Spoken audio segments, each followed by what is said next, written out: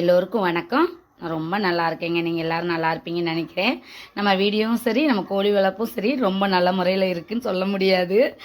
வாங்க வீடியோக்குள்ளே போகலாம். ரெண்டுமே கொஞ்சம் டேமேஜாக தான் போயிட்டுருக்கு. வீடியோவை பற்றி சொல்லிக்கிறேன் ஃபஸ்ட்டு. வீடியோ நம்ம ரெகுலராகவே கண்டினியூ பண்ண முடியல. ஒரு மிஸ்டேக்கு, நம்ம என்ன பண்ணிகிட்டு இருக்கோங்கிறத டைரெக்டாக மூவ்மெண்ட் பண்ணி காட்டவும் முடியல. இது என்னோடய மிஸ்டேக் தான். கோழி வளர்ப்புன்னு சொன்னால் நம்ம குஞ்சு இழப்பீடு கொஞ்சம் அதிகமாகவே இருக்குது இந்த மலையில். அது போக எனக்கு திடீர்னு பூனை தொல்லை அதிகமாகிடுச்சு. அதுக்கிட்டேருந்து காப்பாற்றுறக்குள்ள போதும்னு ஆயிடுச்சு. அது கடைசியில் ஒரு 45 குஞ்சு பலியானதுக்கப்புறம் தான் நமக்கு நின்றுருக்கு. யூடியூப்பில் வருமானம் வருதோ இல்லையோ, நிறையா ஃப்ரெண்ட்ஸ் கிடச்சிருக்கீங்க. நிறையா அதாவது அடுத்தடுத்த ஸ்டெப்பு போடுறதுக்கு அது ஒரு தூண்டுதலாக இருக்குதுன்னு சொல்லலாம். இன்றைக்கி வீடியோவோட டாபிக் என்னென்னா, அதிகம் லாபம் பெற எந்த மாதிரி கோழியை வளர்த்தா, அதாவது கோழி குஞ்சாவோ எனக்கே அந்த டாப்பிக்கே மறுபடியும் என்ன அதாவது தமிழிங் கொடுத்துருக்கோம் அப்படிங்கிறத நல்லா பார்த்துட்டு தான் நான் வீடியோக்குள்ளே வந்திருக்கேன். ஏன்னா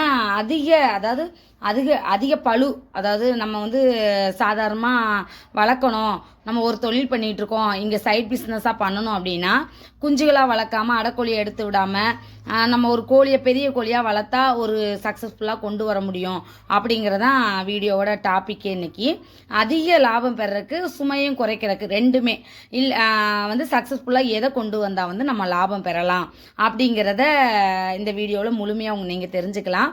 சேனலுக்குள்ளே வர்றதுக்கு முன்னாடி ஒரு லைக்கோ சப்ஸ்கிரைபோ பண்ணிட்டு வாங்க. இது எனக்கு கொஞ்சம் ஹெல்ப்ஃபுல்லாக இருக்கும். அதாவது எப்படின்னா, அடுத்த கட்டத்துக்கு யாராவது ஒரு 4 பேருக்கு யூஸ் பண்ணுற அளவுக்கு வீடியோவை யூடியூப் காட்டும். அதுக்காக தான் இந்த ஹெல்ப்பு. வாங்க வீடியோ கண்டினியூ பண்ணலாம். இன்றைக்கி என்னென்னா, நிறைய பேர் கோழி குஞ்சு ஆசைப்பட்டு வாங்குறீங்க சரிங்களா. நமக்கே கலர் கலராக பொறிக்கும், நம்மளே வளர்த்துடலாமாங்கிற ஆசைலாம் வரும். அதுவும் போக நம்ம ஒரு தொழில் பண்ணுறோன்னா நம்ம முதலீடை போட்டுக்கிட்டே இருக்க முடியாது இல்லையா. ஒரு குறிப்பிட்ட கோழியை விற்றா தான் அதுலேருந்து நம்ம தீவனத்தை எடுத்து இதில் போட்டு நம்ம சக்ஸஸ் பண்ண முடியும். அதனால் நான் என்ன செஞ்சிடறேன், யாராவது கேட்டால் கோழியாவோ முட்டையாவோ சின்ன குஞ்சு வளர்க்குறக்கோ கேட்டால் நான் கொடுத்துக்கிட்டு இருக்கேன்.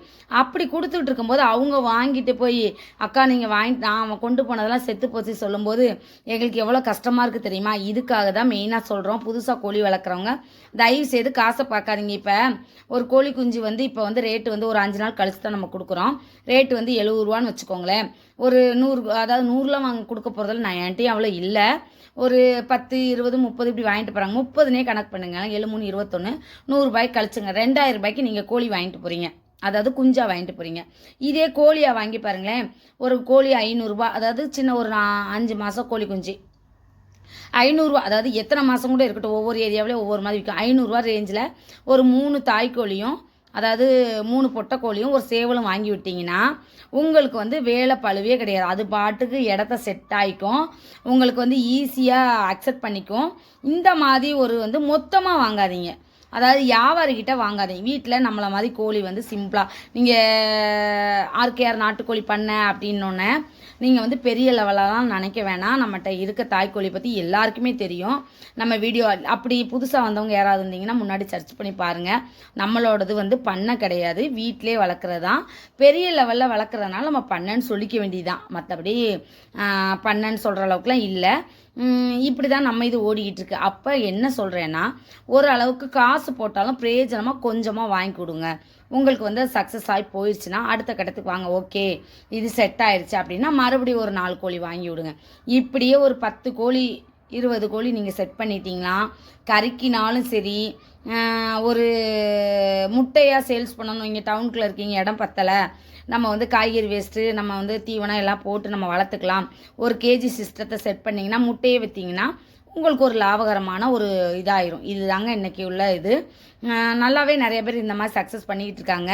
வெளிப்புற முயற்சியில் தான் வளர்க்கணுமா இல்லை, உள்ளேயுமே நம்ம வளர்க்கலாம். என்ன தீவன காஸ்ட் கொஞ்சம் அதிகமாகும். அதை குறைக்கிறதுக்கு நம்ம என்னென்ன ஃபாலோ பண்ணுறோங்கிறத டீட்டெயிலாக நான் வரேன். வாங்க வீடியோ. சரி, இவ்வளோ தூரம் சொல்கிறீங்களே, நீங்கள் கரெக்டாக விற்றுடுறீங்களா, உங்களுக்கு நல்ல லாபம் கிடைக்குதா அப்படின்னு மறுபடியும் கேட்குறீங்க. நான் புரியும்படியுமே இது சொல்கிறேன். எப்படின்னு கேளுங்க. வளர்க்குறவங்ககிட்ட இருந்து விற்கிறக்குள்ளே போகும்போது, அதாவது நம்ம விற்கிறவங்ககிட்ட இருந்து வளர்க்குறவங்கள்கிட்ட போகிறக்குள்ள இடைத்தரகருங்கிறவங்ககிட்ட வந்து நம்ம வந்து ஏமாற வேண்டிய சுச்சுவேஷன் தான் இன்றைக்கி இருக்குது. நாட்டுக்கோழி டிமாண்ட் அதிகம்னு சொல்கிற அளவுக்கு இருந்தாலும் நம்ம வந்து நம்ம வளர்க்குறவங்ககிட்ட இருந்து அதாவது நம்ம வளர்க்குறவங்ககிட்ட இருந்து வாங்கிட்டு போய் ஒரு அமௌண்ட் அவங்க பார்த்துட்டு அதாவது பயன்படுறவங்களுக்கு அதிக விலைக்கு தான் போகுது. டைரக்ட் மூவ்மெண்ட்டுங்கிறது இதில் வந்து ரொம்ப கம்மி. தயவுசெய்து யாராக இருந்தாலும் வாங்கி அதாவது சாப்பிட நினைக்கிறவங்க அந்தந்த ஏரியாவுக்கு அந்தந்த வளர்க்குற இடத்துல போய் வாங்குங்க. கறிக்கடைக்காரங்கிட்ட வாங்காமல் எங்கே கிடைக்குதோ அப்படின்னு சொல்லி ரெகுலர் பயன்படுத்திக்கங்க. முட்டையாக இருந்தாலும் சரி, கோழியாக இருந்தாலும் அப்படி பயன்படுத்திக்கிங்கன்னா உங்களுக்கும் விலை கம்மியாக கிடைக்கும். எங்களை மாதிரி வளர்க்குறவங்களுக்கும் கொஞ்சம் அதிக லாபம் கிடைக்கும்.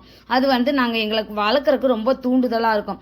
என்னடா இது நாட்டுக்கோழி இவ்வளோ கஷ்டப்பட்டு வளர்த்து விலையே போகலை, இவ்வளோ தூரம் வந்து வீடியோ பார்த்தோம், நிறைய பேர் கோடிக்கணும் அதாவது லட்சக்கணக்கில் மாதம் 50,000 1 லட்சம் சம்பாதிக்கிறோன்னு சொல்கிறாங்க. இதெல்லாம் நம்பி நம்ம வளர்த்துட்டோம், இன்றைக்கி வந்து நம்ம விற்க முடியாமல் திணறமே, இவங்களாம் பொய் சொல்லியிருக்காங்க அப்படின்னு நினைக்காதீங்க. முதல்ல வந்து வளர்க்குறதுக்கு முதல் தகுதியை வந்து விற்பனை வாய்ப்பு உங்களால் பண்ண முடியும்னு மட்டும் உங்களுக்கு தெரிஞ்சிச்சுன்னா மட்டும் வளர்க்க ஆரம்பிங்க. ஏன்னா ரொம்ப கஷ்டம். வளர்க்குறது எப்படி எவ்வளோ கஷ்டமோ அவ்வளோ ஈஸி, ரெண்டுமே சொல்லலாம். ஏன்னா நம்ம கரெக்டான முறையில் ப்ரொசீஜர் படி போனோன்னா ஈஸி, கொஞ்சம் தப்பு பண்ணோன்னா கஷ்டம்தான். எல்லா தொழிலும் மாதிரி தான் இதுவுங்க. உடனே வந்து லாபம் பார்த்து அள்ளிட முடியாது. இனப்பெருக்கங்கிறது அதிகம்தான், அதை நம்ம வந்து கரண்ட் பண்ணி வளர்த்தாகணும். சரி, இன்னொரு கேள்வி நீங்கள் கேட்கலாம். அப்போ வந்து எல்லாரும் இப்படி வளர்க்க சொல்கிறீங்க, நீங்கள் மட்டும் குஞ்சு முட்டை இப்படி எடுத்து விடுறீங்களே அப்படின்னா, நான் வந்து கஷ்டப்படுறதுக்கு தயாராக இருக்கேன். நான் ஒரு வீட்டில் இருக்கேன், ஒரு சின்ன தொழில் வச்சுருக்கேன், இல்லைன்னு சொல்லலை. இருந்தாலும் இப்போ வந்து என்னோடய கவனம் ஃபுல்லாக முழு நேரமாக நாட்டுக்கோழியில் தான் இருக்குது. ஸ்டேஜ் பை ஸ்டேஜாக இருக்குது. எப்படின்னு கேளுங்க. இங்குபேட்டரில் கோழியில் அடை வைக்கிறது, குஞ்சுகளாக இருக்குது, நடுத்தர குஞ்சுகளாக இருக்குது, பெரிய கோழியாக இருக்குது. முட்டை எடுக்கிறதுக்குன்னு ஒரு நேரம் ஆகுது. காலையில் 1 hour ஆயிடுதுங்க. கரெக்டாக நம்ம எந்திரிச்சோன்னா வேலை கோழியை திறந்து விடுறது, அதுக்கு தீவனம் ஃபாலோ பண்ணுறது. முன்னாடிலாம் 2 அரிசி தூவி விட்டால் கொஞ்சம் நேரத்துக்கு பஞ்சாயத்து இருக்காது, இல்லை மேய்ஞ்சிட்டு வந்து நம்ம தீவனத்துக்கு நிற்குங்க. இப்போல்லாம் அப்படி இல்லை. எண்ணிக்கை கூட கூட நம்மளோட வேலைப்பளு கூட தான் செய்யுது. யாரும் வந்து சொல்கிற மாதிரிலாம் நினச்சிடாதீங்க. ஒரு கோழி அதாவது 10 கோழி வளர்த்தாலும் அதே வேலை தான், 100 கோழி வளர்த்தாலும் அதே வேலை தான் நீங்கள் யாரும் நினைக்காதீங்க. அந்தந்த எக்ஸ்டெண்ட் பண்ண பண்ண வருமானம் கூட கூட வேலையும் அதிகமாக தான் இருக்குது. காலையில் எந்திரிச்சோன்னே எதை செய்கிறோமோ செய்யலையோ, காப்பி போடுறோமோ போடலையோ, முதல்ல கோழியை வந்து கண்ட்ரோல் பண்ணிட்டு தான் வேலை பார்க்க வேண்டியிருக்கு. அது என்னென்ன வேலைன்னா, முதல்ல திறந்து விடுறோம், கோழிகளுக்கு தட்டை தீவனம் தீவனத்தெல்லாம் எல்லா கோழிகளுக்கும் வைக்க வேண்டியிருக்கு வரிசையாக. செட் பை செட்பாக, அதாவது சின்ன கோழி பெரிய கோழி அந்த மாதிரி எல்லாமே செட் பை செட்பாக வைக்க வேண்டியிருக்கு. ஒரே தீவனத்தட்டில் வச்சோன்னா பெரிய கோழி மட்டும் தின்னுட்டு சின்ன கோழியெல்லாம் திங்க விடுறதில்ல. அதனால் எல்லாமே பண்ணுற மாதிரி இருக்குதுன்னு வைங்களேன். அடுத்து வந்து ஒரு சில ஏதாவது ஆயிருக்கா, ஏதாவது கோழிலாம் நல்லா ஆக்டிவாக இருக்காங்கிற மாதிரி பார்க்க வேண்டியிருக்கு. தண்ணி எல்லாமே பழைய தண்ணியெல்லாம் தள்ளி விட்டுட்டு புதுசாக தண்ணி மாற்ற வேண்டியிருக்கு. இது வந்து பெரிய கோழி, அதாவது வெளி மேய்ச்சலுக்குள்ள கோழிக்குள்ளே செட்டப்பு, சரிங்களா. இதுலேயுமே சின்ன குஞ்செல்லாம் அடைச்சி போட்டிருக்கதெல்லாம் கரெக்டாக தண்ணி தீவனம் அதுக்கு தனியாக வைக்க வேண்டியிருக்கு.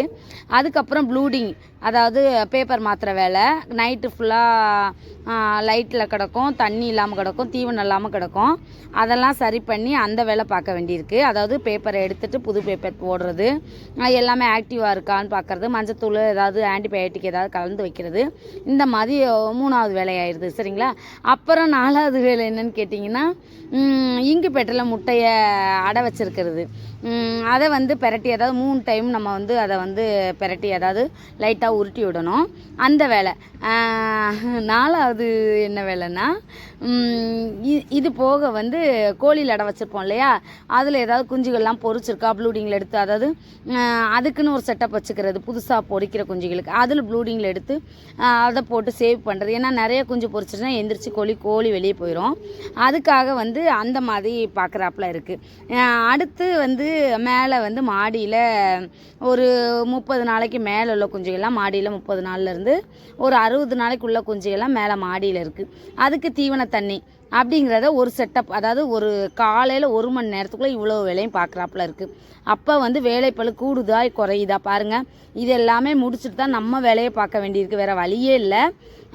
கரெக்டான முறையில் கோழி பண்ண, அதாவது கோழி வளர்க்கணும்னு ஆசைப்பட்டிங்கன்னா இந்த முறை வந்து கரெக்டாக பண்ணால் மட்டும்தான் சக்ஸஸ் பண்ண முடியும். ஏனோ தானோ கோழி வாங்கி விட்டோம் வளர்க்குறோம் அப்படிங்கிறதெல்லாம் வந்து செட்டே ஆகாது. அதே மாதிரி தீவன முறையிலையும் ரொம்ப கவனம் வேணும்.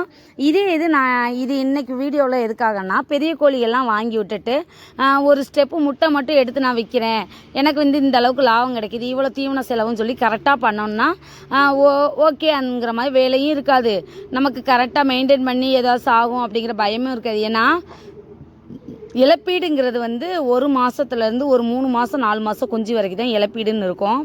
5 மாதத்துக்கு மேலே இழப்பீடுங்கிறது ரொம்ப கம்மி. வெள்ளைக்கழிச்சல் இன்ஜெக்ஷன் மறுபடியும் நாட்டு மருந்து வாரம் கொடுத்துட்டாலே வந்து எந்த ஒரு கவலையும் இல்லாமல் கோழி 100 கோழி என்ன 200 கோழி வரைக்கும் வளர்க்கலாம். இது என்னோடய அனுபவத்துலேருந்து சொல்கிறேன். நான் 100 கோழி 200 கோழி இன்னும் வச்சு பழக்கம் இல்லை. ஏன்னா நான் வந்து எனக்கு முட்டை சேல்ஸு கோழி குஞ்சு சேல்ஸு அப்படின்னு சொல்லி எதுவுமே நிரந்தரமாக இல்லை, எல்லாமே கலந்து போயிட்டுருக்கிறதுனால நம்மளால் வந்து நிதானத்துக்கே வர முடியலன்னு தான் சொல்லலாம். சக்ஸஸ் பண்ணிட்டோம் அப்படிங்கிறதெல்லாம் சொல்லலை, நான் வருமானம் வர ஆரம்பிச்சிருக்கு, ஒரு நம்பிக்கையில் தான் போயிட்டுருக்கேன். அது நான் சொல்ல வரல.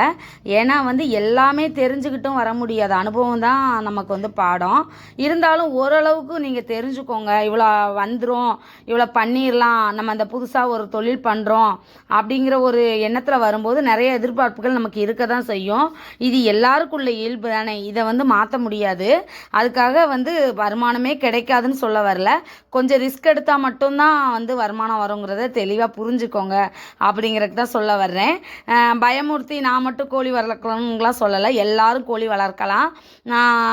இது வந்து எப்படின்னா கிராமத்தில் மட்டும்தான் எல்லாரும் வீட்லேயும் கோழி இருக்கும், டவுனில் கோழி இருக்காது, அவங்களாம் வாங்கி தான் சாப்பிடணுங்கிறத மாறி இந்த கூண்டு வளர்ப்புங்கிறது எல்லார் இடத்துலையும் எல்லா ஒரு மாடி வீட்லேயும் கூட வளர்க்குற அளவுக்கு ஒரு செட்டப் இருக்குது. நம்ம மீந்து போன சாப்பாடு காய்கறி கழிவு இப்படி ஏதாவது ஒன்று வச்சு ஒரு 10 கோழி இல்லை ஒரு 5 கோழியாவது நம்ம வீட்டு தேவைக்கும் நம்ம வீட்டிலேருந்து முட்டை எடுத்து சாப்பிடும்போது அதோட இது சந்தோஷமே வேறு தான்.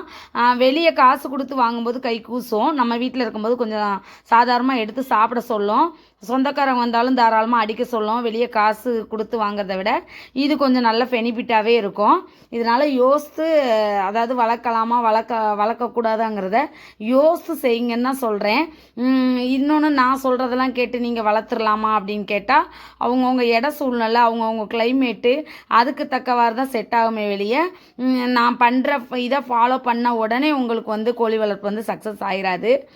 கொஞ்சம் பயந்தே கொஞ்சம் கொஞ்சம் பண்ணாலே நல்லது. ஏன்னா நமக்கு உள்பயங்கிறது இருந்தால் மட்டுமே வந்து அடுத்த கட்டத்துக்கு போக முடியும். அசால்ட்டாக இருந்தோன்னா எல்லாத்துலேயும் அசால்ட் ஆயிரும். அதனால தான் தெளிவாக நான் சொல்லிக்கிட்டே இருக்கேன் ஒவ்வொரு வீடியோவிலையும். வருமானம் பார்க்கலாம் அப்படின்னா நான் பார்த்ததுக்கப்புறம் அதை நான் தெளிவாக சொல்கிறேன். எனக்கு வந்து ஒரு 10,000ங்கிறது ஒரு நிரந்தரமான வருமானம்னு சொல்லலாம், அவ்வளோதான். அது போக அதில் தீவன செலவு அடங்குது. என்னை பொறுத்த வரைக்கும் தீவன செலவு போக ஒரு 10 ரூபா வர ஆரம்பிச்சிருக்கு. அது நிரந்தரமானா அது ஒரு சில நேரத்தில் மார்கழி மாதம் இந்த கார்த்திகை மாதம் சாப்பிட மாட்டோம் அப்படின்னு சொல்லி கொஞ்சம் டிலே ஆக தான் செய்யுது. தீபாவளி டைமில் கொஞ்சம் விற்றுச்சு, அடுத்து இந்த கார்த்திகை மார்கழி தப்பிச்சு வந்தோம்னா தைக்கு மேலே கொஞ்சம் ஓடும். இப்படி எல்லாத்துலேயுமே யோசித்து தான் பண்ண வேண்டியிருக்கு. வருமானம் நிரந்தரம் ஆன பிறகு கரெக்டாக வீடியோ எடுத்து நான் கண்டிப்பாக ஆட் பண்ணுறேன். யாரும் வந்து லேக்ஸ் கணக்கில் சம்பாதிக்கலான்னு உள்ளே இறங்கிறாதீங்க, பார்த்து பத்திரமா செய்யுங்க அப்படிங்கிறது தான் நான் சொல்ல வர்றேன். என்னை பொறுத்த வரைக்கும் பெரிய கோழியை தேர்ந்தெடுத்து வளர்த்திங்கன்னா உங்களுக்கு பயமே இல்லை, ஓரளவுக்கு வந்து தப்பிச்சிடலாம், இழப்பீடு இல்லாமல் போயிடும். அப்படிங்கிறதுக்கு தான் நான் இந்த வீடியோவை ஷேர் பண்ணுறேன். உங்கள் ஃபேமிலிக்கும் ஷேர் பண்ணுங்கள். அதாவது அவங்க தெரிஞ்ச வளர்க்கணும்னு ஆசைப்படுறவங்களுக்கு இல்லை கொஞ்சம் ஒரு 5 சென்ட் 10 சென்ட் இருந்துச்சுன்னா கண்டிப்பாக வந்து ஒரு சின்ன செட்டு போட்டு கண்டிப்பாக எல்லோரும் கோழி வளங்க. இது வந்து பெரிய லாபத்துக்காக சொல்ல, நம்ம தேவைகளை நம்ம பூர்த்தி பண்ணுறதுக்கு ஒரு பிராய்லர் கோழியை தேடி போகாமல், அதாவது பிராய்லர் கோழிங்கிறது ஒரு பெரிய வரப்பிரசாதம். ஏன்னா இன்றைக்கி ரொம்ப கஷ்டப்பட்ட ஃபேமிலி கூட அந்த பிராய்லர் கோழியை வாங்கி சாப்பிட்ற அளவுக்கு இருக்குது. ஒரு 1/2 கிலோ வாங்கினா கூட ஒரு 100 ரூபா விலையோட போயிடுது. நாட்டுக்கோழி வந்து அன்றைக்கி வந்து ஈஸியாக கிடச்சி ஒவ்வொரு வீட்லேயும், அது வந்து காசு கொடுத்து வாங்கணும்னு அவசியம் இல்லாமல் போயிட்டு இருந்துச்சு. இந்த நோய் பல விஷயங்களால் பக்கத்து வீட்டு தொல்லை இப்படின்னு சொல்லி பல விஷயங்களால் வளர்க்குறது கொஞ்சம் ஸ்டாப் ஆகும் தான் பிராய்லருக்கு மக்கள் தேடி போனாங்க, விலையும் கம்மிங்கிறதுக்காக. அதனால் வந்து ஒரு 30 நாளில் வளர்கிற ஒரு 30-35 நாளில் வளர பிராய்லர் கோழியோட நம்ம நாட்டுக்கோழி 6 மாதத்துலேருந்து 7 மாதத்துக்கு அப்புறம் தான் ஒரு கிலோவுக்கு மேலே வரும். சாப்பிட்ற அளவுக்கு டேஸ்ட்டும் அந்த ஒரு 6 மாதத்துக்கு மேலே தான் நல்லாயிருக்கும். சின்ன இதெல்லாம் அடித்து சாப்பிட்டா ஒரு மாதிரி இது மாதிரி இருக்குங்க. அது வந்து அந்த சாறு வச்சு சாப்பிடுவாங்க இல்லையா, அவங்களுக்கு மட்டும்தான் செட் ஆகும். கறியாக சாப்பிடணும்னு நினைக்கிறவங்களுக்கு வந்து ஒரு 6 மாதத்துக்கு மேலே ஆகணும். அதனால் வந்து அவங்கவுங்க வீட்டு தேவையை பூர்த்தி பண்ணாத வகையில் தான் நம்ம வந்து பிராய்லர் நோக்கி போகிறோம். என்னோடய வீடியோவுக்கு நிறைய பேர் சப்போர்ட் பண்ணிட்டு தான் இருக்கீங்க, இல்லைன்னு சொல்லலை. அடுத்தடுத்து வீடியோ போடுறதுக்கு தூண்டுதலாக இருக்கிறது வந்து உங்கள் கமெண்ட் மட்டும்தான். தயவுசெய்து கமெண்ட் போடுங்க, என்ன வீடியோ ஷேர் பண்ணலான்னு சொல்லி போடுங்க. என்ன டவுட்னாலும் கிளியர் பண்ணுறதுக்கு நான் ரெடி. அதாவது எனக்கு தெரிஞ்சது மட்டும். நிறைய பேர் கேட்கலாம், கோழி பண்ணையே இல்லை நீங்கள் ஏன் வீடியோ போடலான்லாம் நிறைய பேர் ஒன்றுமே தெரியாத விஷயத்தெல்லாம் ஷேர் பண்ணுறீங்க அப்படிங்கிற மாதிரிலாம் நினைக்கிறீங்க. அதெல்லாம் தாண்டி நான் சொல்லவா, வளர்ச்சியை வந்து படிப்படியாக வீடியோ எடுத்து போடுறது எனக்கு ரொம்ப சந்தோஷமாகவே இருக்குது. அது நிறையா பேருக்கு யூஸ் ஆகும். ஏன்னா படிப்படியாக வந்து அவங்க முன்னேறினது தான் வீடியோ எடுத்து போடுறோம். நம்ம முன்னேறிட்டு தான் இருக்கோம். பின்னோக்கி போனால் தான் அந்த பயம் இருக்கும் நமக்கு. முன்னேறிட்டு இருக்கும்போது அந்த பயமே இருக்காது. இதுதான் என்னோடய வீடியோவோட நோக்கமே வெளியே. யாரையும் புண்படுத்துறதுக்காகவோ இதை வளர்க்காதீங்கன்னு உங்களை வந்து தடுப்பணை போடுறதுக்காகவும் இல்லை. எல்லாரும் வளர்க்கலாம். அதை வந்து பாதுகாப்பாகவும், அதாவது செலவு வந்து வேஸ்ட் ஆக்காமையும் வளர்க்குறதுக்கு மட்டும்தான் ஐடியா சொல்லிகிட்டு இருக்கேனே வெளியே உங்களை தடுக்கிறதுக்கும் கிடையாது. நிறையா வந்து தூண்டுதல் பண்ணி உங்களை வந்து இழப்பீடு பண்ணுறதுக்கும் என்னோடய ஐடியா கிடையாது. அதை நல்லா புரிஞ்சுக்கோங்க. என்னோடய வீடியோவோட நோக்கமும் என்னோட இதுதான். அதாவது நிறையா சம்பாதிக்கலாம் அப்படின்னு சொல்லி ஆசையோடு வர்றவங்களுக்கு ஏமாற்றத்தை கொடுக்கக்கூடிய ஒரே தொழில் இதான்னு சொல்லலாம். இதில் அனுபவப்பட்டதுனால இதை ஷேர் பண்ணுறேன். மற்றபடி வேறு ஒன்றும் இல்லை. ஒருவேளை ஒரு சிலர் யோகமோ இல்லை கரெக்டாக நீங்கள் பார்த்துருந்து உடனே ரன் பண்ணியிருந்துருக்கலாம். அவங்களெல்லாம் நோகடிக்கிற மாதிரி இந்த வீடியோ கிடையாது. கரெக்டாக ஃபாலோ பண்ணி நல்ல முறையாக வெற்றி பெறணும் அப்படிங்கிறதுக்கு தான் நான் சொல்ல வரேன். இது வரைக்கும் வீடியோ வாட்ச் பண்ணதுக்கு ரொம்ப ரொம்ப நன்றி. பாய். அடுத்த வீடியோவில் சந்திக்கலாம்.